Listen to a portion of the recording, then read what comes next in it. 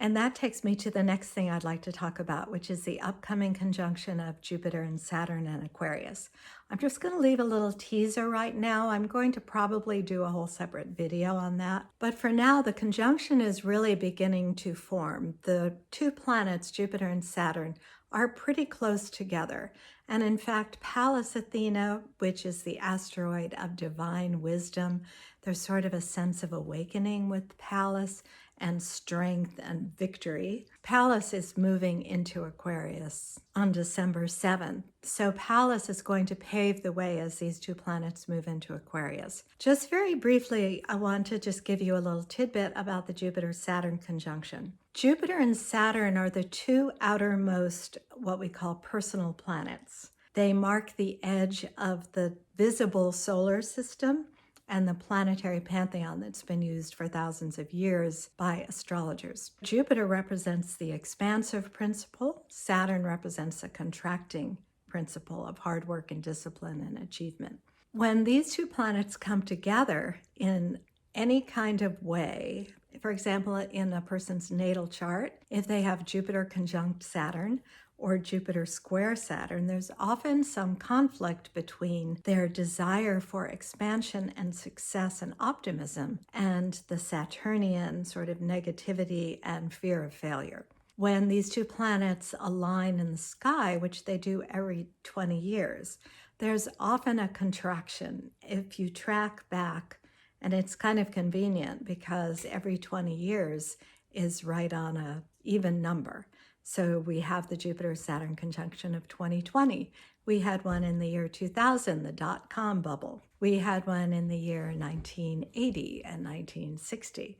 So we can go back. But what's significant about this cycle and why it is sometimes called the Great Chronocritor or the Great Timing Tool is that every 400 years or so, the Jupiter-Saturn conjunction will shift into a new element.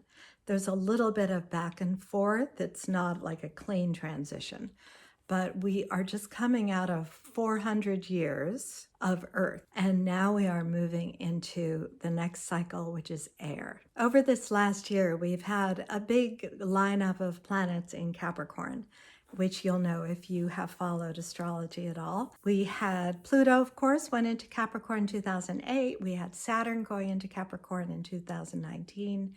Then we had Jupiter going into Capricorn at the end of 2019, and they all converged in Capricorn in the first quarter of this year. Actually, last spring and summer, Saturn and Pluto were within about 3 degrees of a conjunction. And we started to see some compression and we started to see some worry out in the world. But what's happened this year with the virus, and it's difficult to talk about this without getting political. My personal belief is that the level of fear and obsession has really been out of control. And I blame that on the Saturn-Pluto conjunction in Capricorn and also Jupiter in there kind of expanding that fear. And the more fear and contraction and oppression there is, the more of a reaction there will be. Like if you have a child, the more you try to limit what they do, the more they're going to rebel against that. We are about to move out of this Capricornian period into a period of Aquarius. A lot of people think that Aquarius is all sunshine and light, thanks to the musical Hair back in the 60s, which talked about this great age of enlightenment. And there certainly is a factor of that with Aquarius, but if you look at it only in that light, you really miss the bigger picture. Saturn is the ruler of both Capricorn and Aquarius. So it's not like Capricorn is all hard work and discipline and restriction, and then Aquarius is all brilliant and light and let's just have a party, because we're still ruled by Saturn. Saturn is still about science, and it's still, it's very much now about contact tracing and how technology is going to help society, because Aquarius is also very concerned with the limits of society. How much can we be controlled? Where does freedom need to happen? A good example of Aquarius is the French Revolution.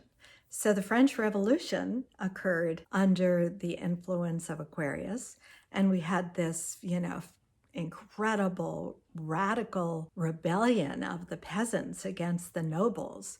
But then there was a very dark period where many people were killed and murdered and, in the name of the state and in the name of the revolution. In astrology, nothing is really good and nothing is really bad. Everything kind of just is, and everything is designed to pull humanity towards greater enlightenment. And we can certainly find that under the influence of Aquarius, but first we have to have our eyes open. My personal belief is that under this influence of Aquarius, and not to get too detailed about it right now, but we have the Jupiter-Saturn conjunction in Aquarius.